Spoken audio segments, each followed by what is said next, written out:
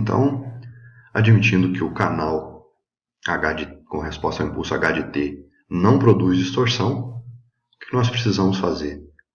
Projetar o filtro de transmissão e o filtro de recepção de tal forma que a resposta deles tenha nulos em múltiplos inteiros do intervalo de símbolo. E dessa forma a gente vai ter essa função, a função que representa a sequência de amostras desse pulso, e a transformada de Fourier dessa função vai ser uma constante. Ok? Então esse é o critério de Nacht para a interferência intersimbólica nula, que diz então que as réplicas de P de F deslocadas da taxa de amostragem, e essas réplicas de P de F acontecem justamente porque eu estou me referindo à amostragem de P de T. Então, quando eu amostro P de T, eu gero P delta de T. Quando eu amostro P de T, eu gero P delta de T. A transformada de P delta de T, a gente chama de P delta de F. Se P delta de F for constante, interferência intersimbólica nula. Se P delta de F não for constante, se a transformada de Fourier dessa sequência não for constante, haverá interferência intersimbólica. E quem é o P delta de F? O P delta de F nada mais é do que um conjunto de réplicas de P de F, ou seja, réplicas do espectro desse pulso deslocadas da taxa de amostragem. Então, por exemplo, aqui o que eu tenho como transformada de Fourier dessas amostras? Transformada de Fourier desse sinal repetida em múltiplos inteiros da taxa de amostragem. Ou seja, se P delta de F for constante, ou seja, se essas réplicas gerarem um valor constante, a interferência intersimbólica será nula. E o que aconteceria se, por nosso azar, o canal produzisse alguma distorção no sinal aplicado à sua entrada? Então imagine que eu tenha projetado o filtro de transmissão corretamente, projetado o filtro de recepção corretamente, mas suponham que o canal agora está produzindo distorção. Portanto, a resposta conjunta não vai mais atender ao critério de Nacht para interferência intersimbólica nula. E aí não há o que fazer a não ser inserir um novo dispositivo aqui na saída do filtro de recepção, que é chamado de equalizador.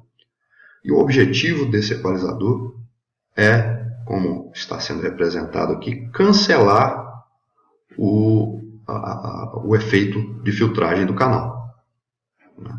Só que tem um problema de ordem prática bastante grande aqui. Para que eu cancele a resposta em frequência do canal, eu preciso conhecê-la.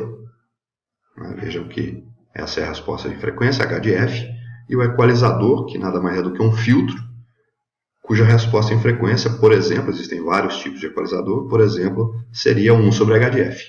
E na prática não é nem um pouco trivial conhecer essa resposta ao impulso, essa resposta em frequência, o que significa que o equalizador é um elemento bastante complexo em um sistema de comunicação. Portanto, evitá-lo é um bom negócio.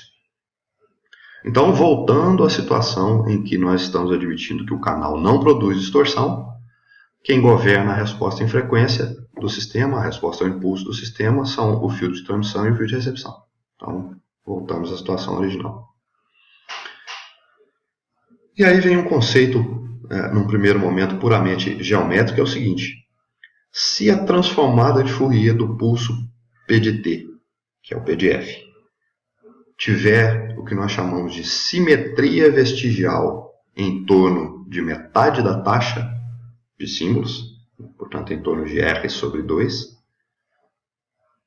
quando eu, vejam, vamos supor esse P de F aqui, que contém essa simetria vestigial que eu vou explicar daqui a pouquinho, se essa simetria vestigial existir, quando eu colocar as réplicas de P de T lado a lado, ou seja, quando eu formar o P delta de F, ao somar todas essas réplicas, eu vou ter um valor constante. Isso dá para perceber nitidamente nessa figura. E qualquer P de F que tenha essa tal simetria vestigial gera, como soma das réplicas, um valor constante. E a gente já viu que se P delta de F for constante, a interferência intersimbólica vai ser nula. E o que é a simetria vestigial em torno de metade da taxa? Então, o valor de referência para a gente analisar é o R sobre 2. O que eu faço? Eu pego esse trecho da resposta P de F, à direita de R sobre 2, faço um espelhamento horizontal, conforme indica a seta. Então, eu tenho aqui o espelhamento dessa parte de P de F, e depois eu faço um espelhamento vertical desse resultado aqui para cima. E a simetria vestigial ela existe se, após esse segundo espalhamento, o trecho espelhado coincidir com a resposta PDF.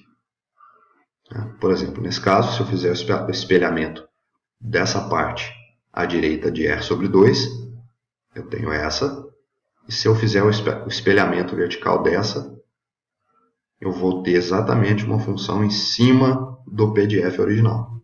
E, portanto, esse PDF tem simetria vestigial. E se ele tem simetria vestigial, ao colocar vários PDF com esse formato lado a lado, formando o P delta de F, a soma será constante, portanto, não haverá interferência intersimbólica.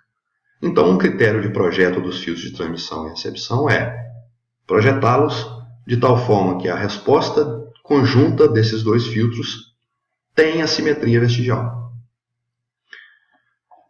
Um tipo de simetria vestigial muito adotado na prática é o que está representado nesse PDF por meio de 3 respostas aqui. Essa retangular, essa um pouco mais larga aqui e essa intermediária aqui.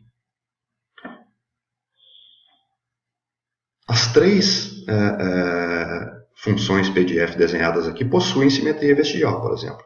Se eu pegar essa parte do PDF, espelhar para a esquerda, ela vem para cá.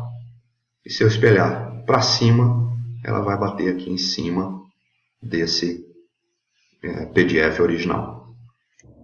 Se a gente pegar agora, por exemplo, essa função PDF, então esse ponto é justamente o ponto igual a metade da taxa. Então, se eu espelhar ele para a esquerda, dá ele próprio. Se eu espelhar ele para cima, ele completa o PDF aqui. Ou seja, também tem simetria vestigial. Então, o que a gente percebe aqui? Que variando esse valor de alfa, que é chamado de fator de forma ou fator de roll-off, a gente muda a cara desse PDF, mas independente de alfa, que vai de 0 a 1, qualquer PDF resultante vai ter a tal simetria vestigial e, portanto, se o filtro de transmissão mais o filtro de recepção tiverem essa resposta PDF, qualquer delas, melhor dizendo, a interferência intersimbólica vai ser nula. Ok? Muito bem. Então, se eu olhar para esse PDF aqui, ó, com alfa igual a 0, o que eu percebo? Que ele corresponde à menor banda possível. Por quê? Porque a gente sabe que não existe um filtro ideal como esse que está aqui. Ou seja, não há como projetar os fios de transmissão e recepção para serem ou terem uma resposta em frequência exatamente igual a essa. Mas dá para chegar muito perto dela. Ou seja, esse valor, que é o valor onde a gente verifica a simetria vestigial, esse valor de frequência aqui, é igual a R sobre 2. E, portanto, esse valor de R sobre 2, que é a metade da taxa de símbolos, é a mínima banda teórica possível que um sinal poderia ocupar sem que haja interferência intersimbólica. Okay? Qualquer valor de alfa superior a 0 vai produzir uma banda em excesso a R sobre 2.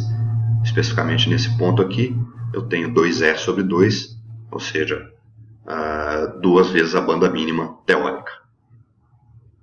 Ok?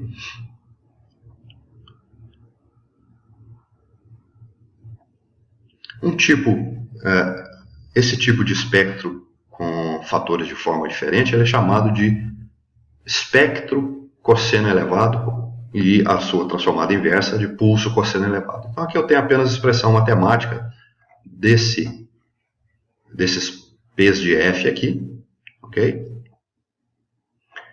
E o nome é cosseno elevado desse espectro. E aqui a transformada inversa P de T, que eu tenho então os correspondentes pulsos P de T, onde dá para ver que a gente tem nulos em múltiplos inteiros do intervalo de símbolo, que é a condição para a interferência intersimbólica nula. Ok? Muito bem. Ora, se eu quero, voltando aqui um pouco, se eu quero que o filtro de transmissão e o... Vamos no outro modelo aqui que é mais fácil. Se eu quero que o filtro de transmissão e o filtro de recepção em cascata tenham uma resposta P de F, do tipo cosseno elevado, que é uma resposta P de F que atende ao critério de Nyquist, partindo do princípio que o canal não está produzindo distorção, que é a situação onde apenas esses dois filtros controlam a resposta P de F, então o que eu devo ter de resposta em frequência do filtro de transmissão e do canal, e do filtro de recepção, de tal forma que ao colocá-los em série, como estão aqui, eles gerem aquele P de F. E a resposta é a seguinte.